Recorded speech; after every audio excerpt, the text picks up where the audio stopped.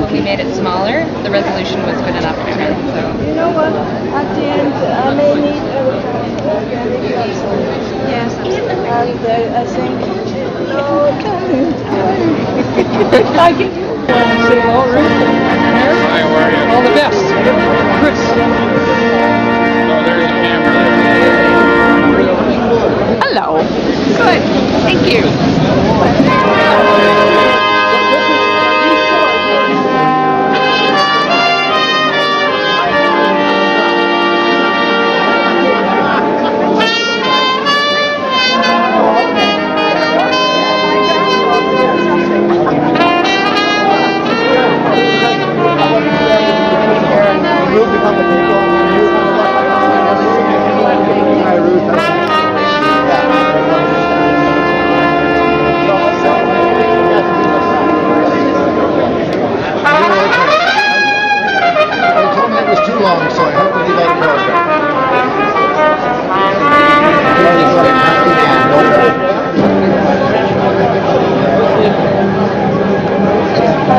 Oh, he was all over the place. Geneva, Vienna. I remember going once to, I thought it was Paris. Oh, you got me.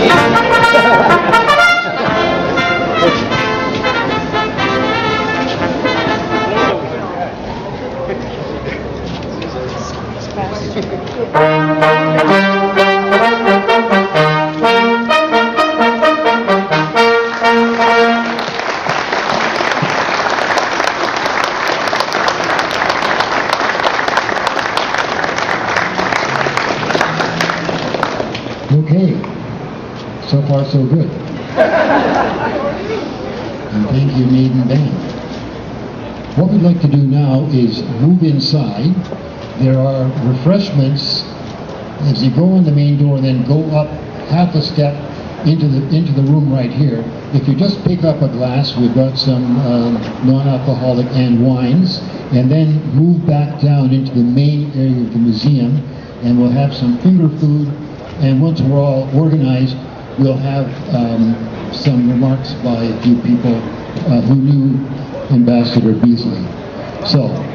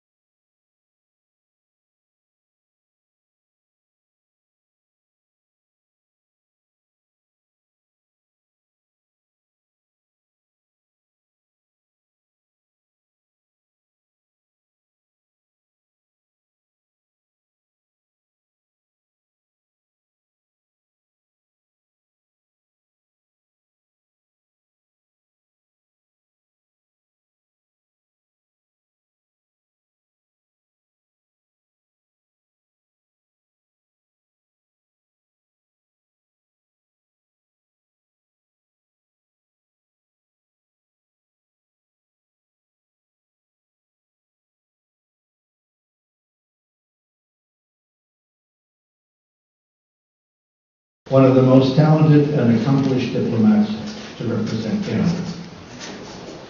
I first heard about Alan as I was leaving Victoria to go to Ottawa in 1967.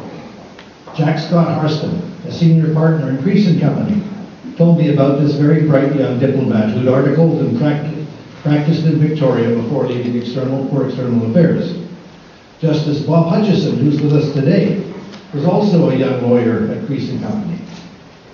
He told me that Alan had no grand titles in the early days. He was simply referred to as Bees by his friends. Bob remembers the mid-morning coffee breaks in Trounce Alley, being regaled by Bees' great storytelling. Alan became the director of legal division in external affairs just as I arrived in horrendous pressures. Legal division were basically voting against all Western values, especially the 11th Commandment, freedom of navigation. We looked like we were dumb hillbillies who did not understand, but we pressed on. You could count on our allies in the developed countries on one hand. But But he won the confidence of developing countries, and this was really important. Why did they like us, Alan asked? First, we never lied to them. Second, they used to tell us that we turned difficult from the start to pioneers. It was the final afternoon, approaching the final hour. The conference was deadlocked. Tempers were heated. The situation was judged by many as hopeless. Suddenly, the conference was plunged into darkness, a complete blackout. 1 hour and a half later, when the lights came on, there had been an amazing transformation within the delegations. A compromise had been reached. The final document broke new ground in the protection of the global environment. Alan's reported role in the foregoing events? You guessed it. It was Alan who engineered the turning off the lights. Once again, already heard from the ambassador as to many of his virtues of Canada's international stage. Ruth has asked me to just give a few words about Alan as a person from Victoria in terms of his law career. This wonderful maritime museum is such a fitting place for Alan's plaque. I can't imagine it anywhere else in Victoria, because this is the original building where the Chief Justice, the first Chief Justice of British Columbia, Matthew Bailey Begbie, sat as a judge. This building has also got the old courtroom upstairs. It has a trapdoor just beside it, the prisoner's box. And it has witnessed many adverse court hearings over the years. Master Barners of Canada, a group of individuals qualified by Transport Canada to take command of Canadian registered vessels, other than those of the Royal Canadian Navy. Ambassador Beesley was an honorary life member of the company, hence our involvement in today's ceremony. I first became aware of the name John Allen Beesley when I was teaching marine law to prospective ships officers at the College of Fisheries Navigation, Marine Engineering and Electronics in St. John's, Newfoundland. This institution was later to become part of Memorial University.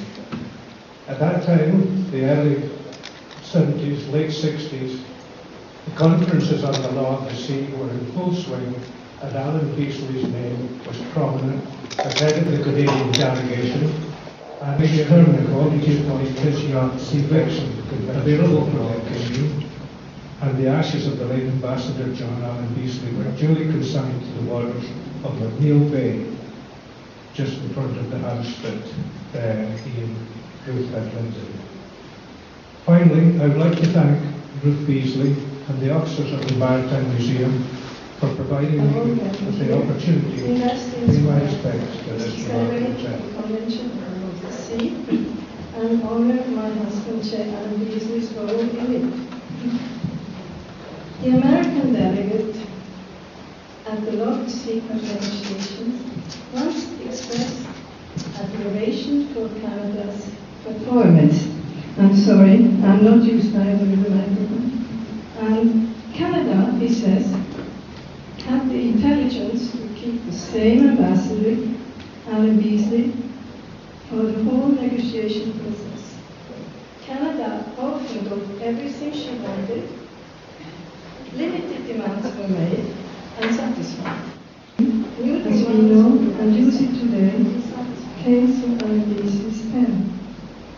He was in it with his heart and with his soul. In closing, I would like to use Alan's own words. We have already noted his roots in the legal profession, his experience in the Royal Canadian Naval Reserve, his career in the Foreign Service and diplomatic missions, and his considerable wit. It all comes together in a reflection he wrote in 2001. Perhaps I learned something from my naval career. The most obvious legacy, however, is that it enabled the USA and UK admirals on their respective Law of the Sea delegations to address me as acting Sub Lieutenant Beasley, rather than Ambassador Beasley, when they wished to talk down to me, in bracket, which was most of the time.